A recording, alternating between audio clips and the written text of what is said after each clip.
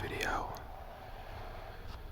There was a lot of pretty crazy action in this week's full slate of games, so we will just hop right on into the video here.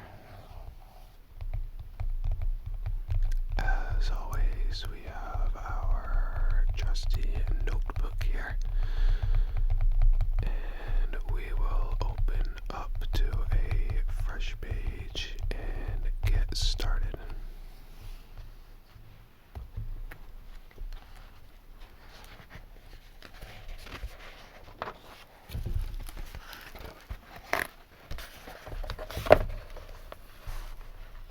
Almost had it on the first try there. That was pretty good. Here's our fresh page. And as always, we get things started with the Thursday night game,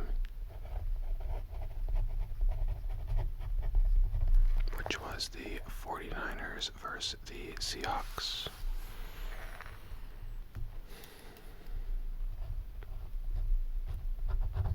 The 49ers won 21-13.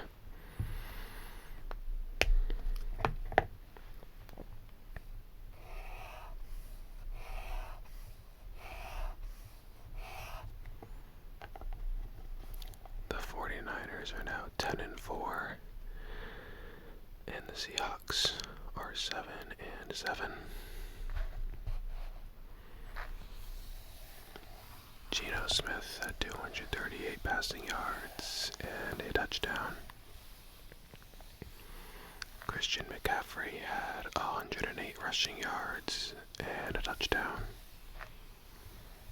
And George Kittle led the game with 93 receiving yards and 2 touchdowns. Feels like the best game he's had all season by quite a bit.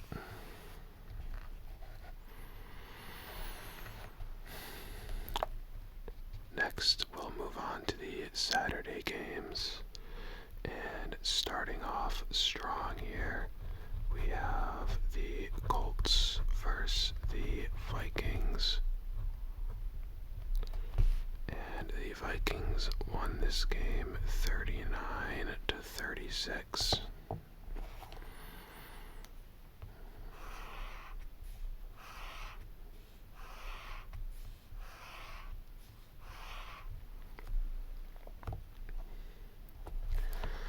Now, even on the surface, this is a pretty wild game, pretty high scoring. But the Colts were actually winning this game 36-0, including 33-0 at halftime. And somehow the Vikings managed to score 36 points of their own to bring the game to overtime, and then win 39-36 in overtime. It was the biggest comeback in NFL history. I saw a stat on the TV while the game was on that teams before this game, teams that had a 30-plus point lead were 1,548 1-1. So 1,548 wins, 1 loss, and 1 tie. And this was the second loss to that total. So this was a pretty wild game. Another little fun fact is that Matt Ryan now has blown the biggest lead in NFL regular season and playoff history. Of course, that other one being the 28-3 loss to the Patriots in the Super Bowl a few years ago. With this win, the Vikings move to 11-3, and the Colts are now 4-9-1. Kirk Cousins had 460 passing yards and 4 touchdowns. Dalvin Cook 95 rushing yards. And KJ Osborne had 157 receiving yards on 10 catches and 1 touchdown.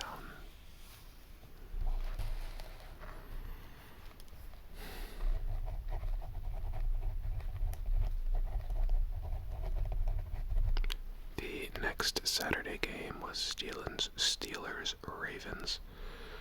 And this was not nearly as exciting as the last one, as this ended 13-3 in favor of the Steelers.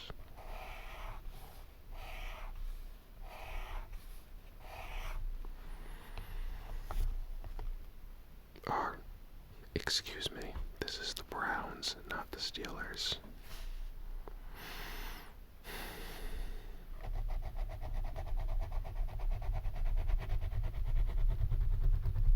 I'm not sure why I thought this was the Steelers. So for anyone yelling at their screen right now, I apologize. This is the Browns. We will get to the Steelers later.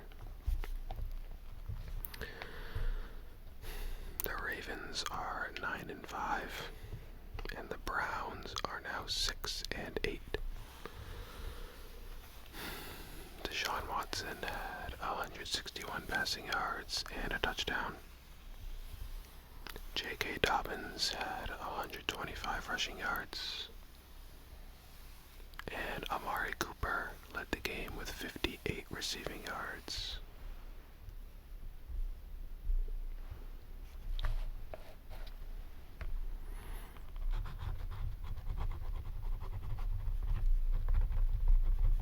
The last Saturday game was Dolphins-Bills. This was another really good game. The Bills won 32-29.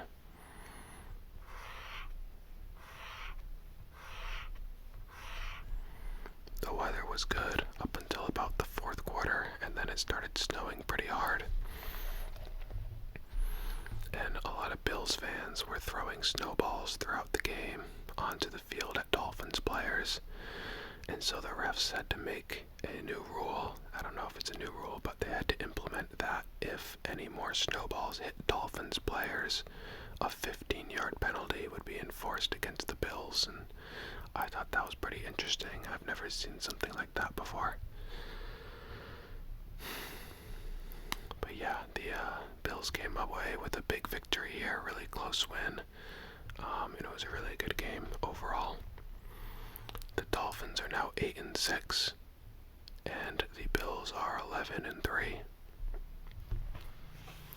Josh Allen had 304 passing yards and 4 touchdowns. Raheem Mostert had 136 rushing yards, and Jalen Waddle had 114 yards on 3 receptions and 1 touchdown.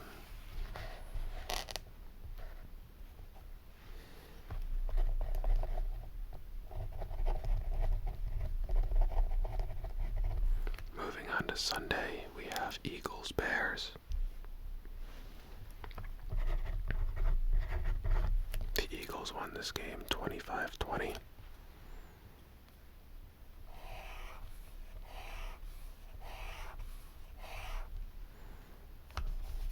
They are now 13-1. Although Jalen Hurts did suffer a bit of an injury this game, and his status is in question for their game this upcoming week versus the Cowboys. And the Bears are 3-11. The aforementioned Hurts had 315 passing yards and 2 interceptions.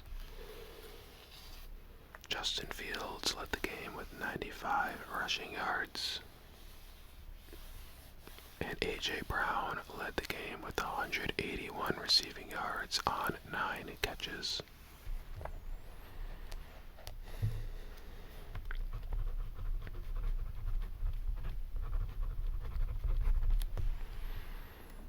Next was Falcons-Saints. The Saints won 21-18.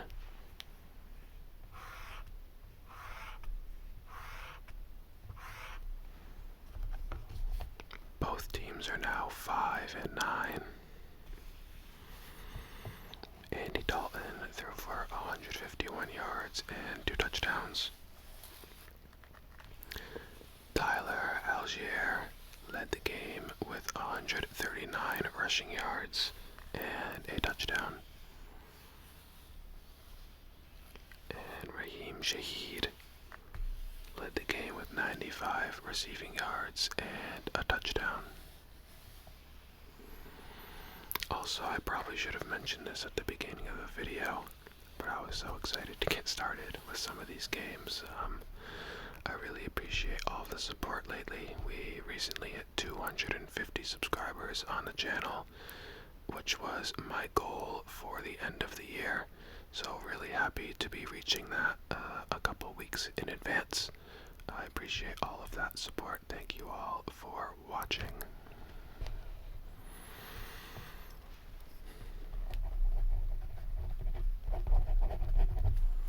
Next is Lions vs. Jets. The Lions won again, 20-17, to continue their hot streak. I think they've won 6 of their last 7 or something like that. And they're now 7-7. And the Jets are now also 7-7. Zach Wilson had a pretty good day in his return to a starter with Mike White hurt. He had 317 passing yards and 2 touchdowns. DeAndre Swift led the game with 52 rushing yards. And Garrett Wilson led the game with 98 receiving yards.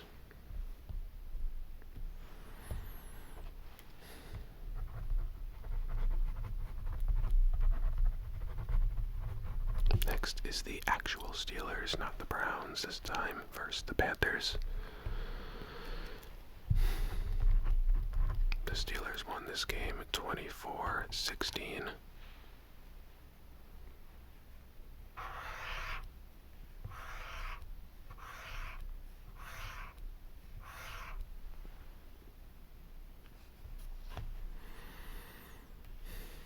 The Steelers are now 6-8, and the Panthers are 5-9. Sam Darnold had 225 yards and a touchdown. Najee Harris had 86 rushing yards and a touchdown. And Deontay Johnson had 98 receiving yards.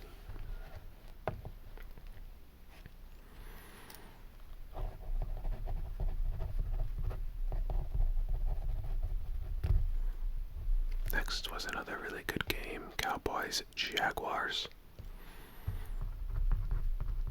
The Jaguars won 40-34 in overtime.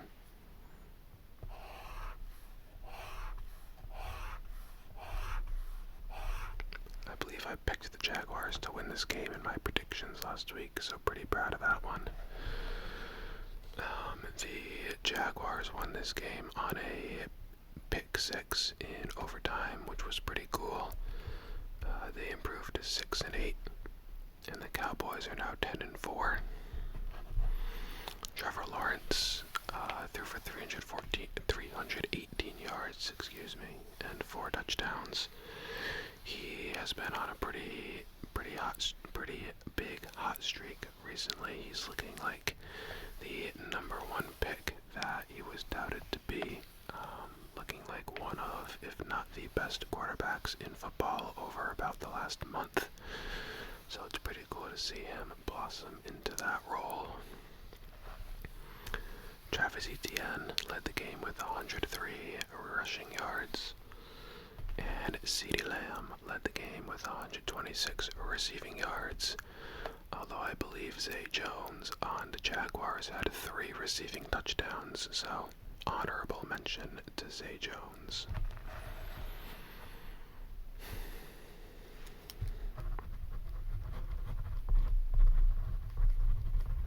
And here's a game that I didn't predict as correctly as the last, the Chiefs-Texans. The Chiefs won 30-24 in overtime.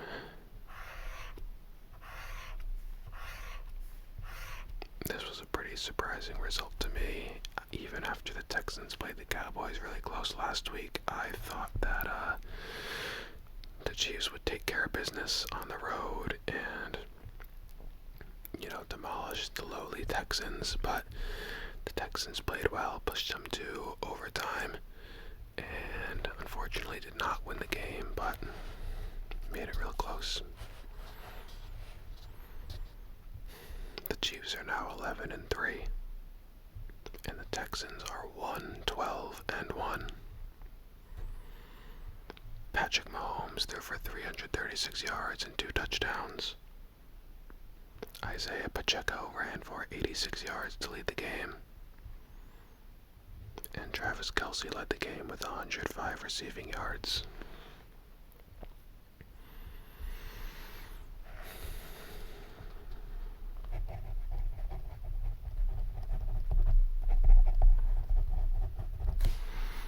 Another crazy game here, unfortunately. The Raiders-Patriots. The Raiders won 30-24, and if you've been watching my videos for a little bit, you know that I'm a Patriots fan. And if you know how this game ended, then you know why I'm saying unfortunately.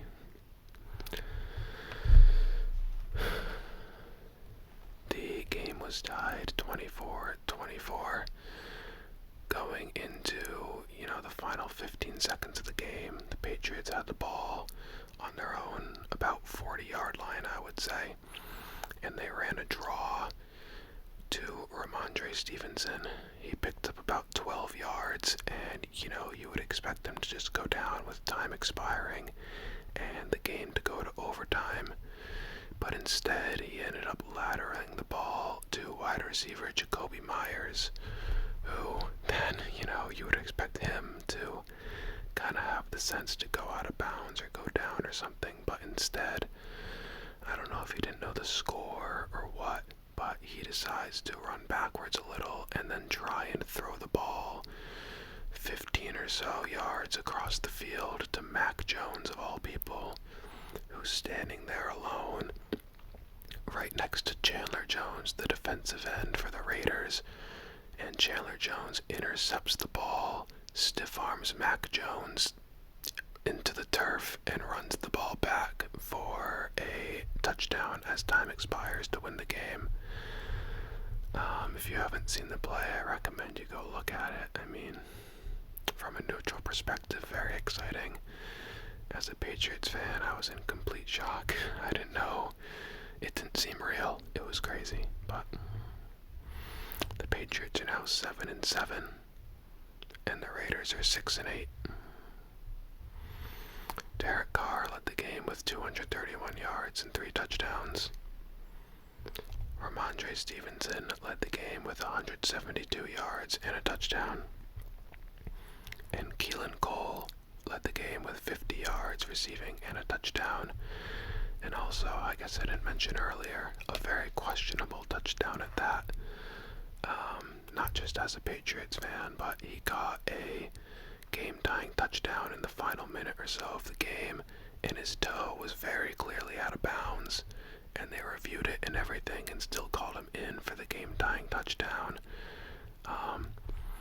I mean, like I said, even as a neutral perspective, everyone on Twitter and everything knew that he was out of bounds, but I mean, still, the Patriots shouldn't have lost in the way they did, so I guess I can't complain about the refs being the reason why they lost, but yeah, so that was a pretty wild one.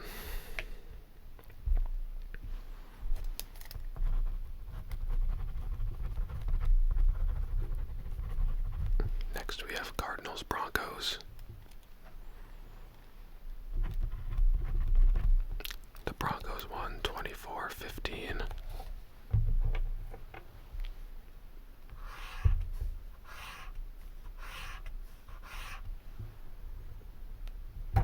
Both teams are now 4-10.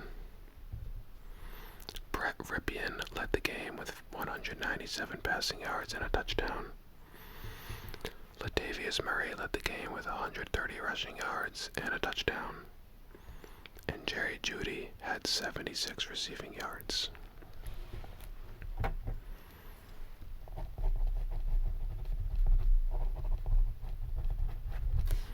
Titans-Chargers is next. The Chargers won 17-14.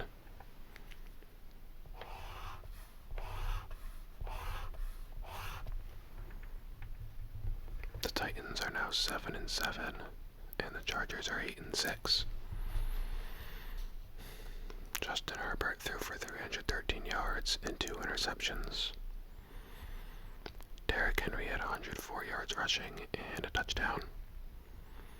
And Keenan Allen led the game with 86 receiving yards.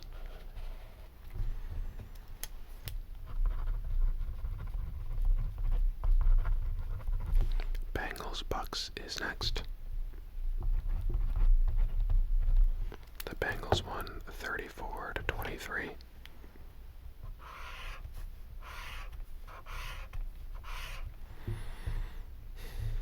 The Bucks were winning this game 17-0 at one point, and then the Bengals rattled off like 33 straight points or something crazy like that. Not 33, maybe like 27, I don't know, but a lot. And they took the lead and never lost it again. They're now 10-4, and the Bucks are 6-8.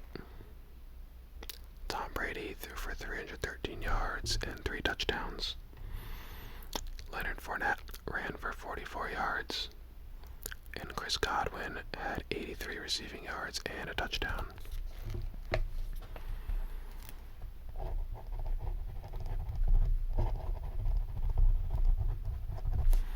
Giants vs. Commanders is next. The Giants won 20-12. Big win for the Giants and their playoff hopes.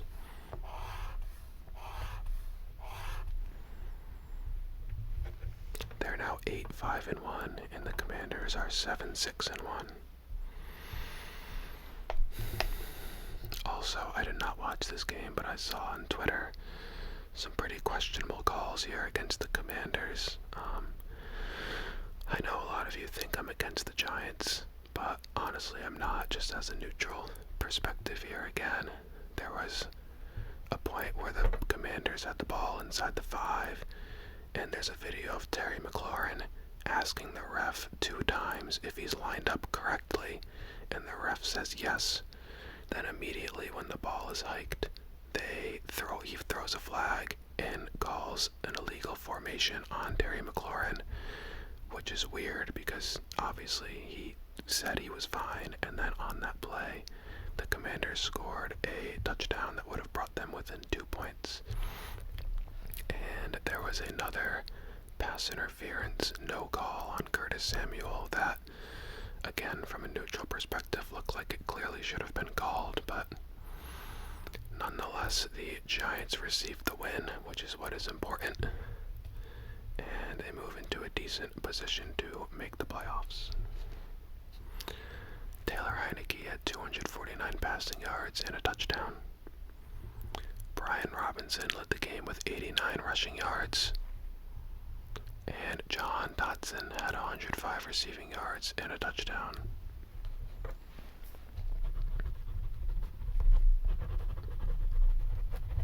And finally, we get to the Monday night game, Rams-Packers. The Packers won 24-12 in this one.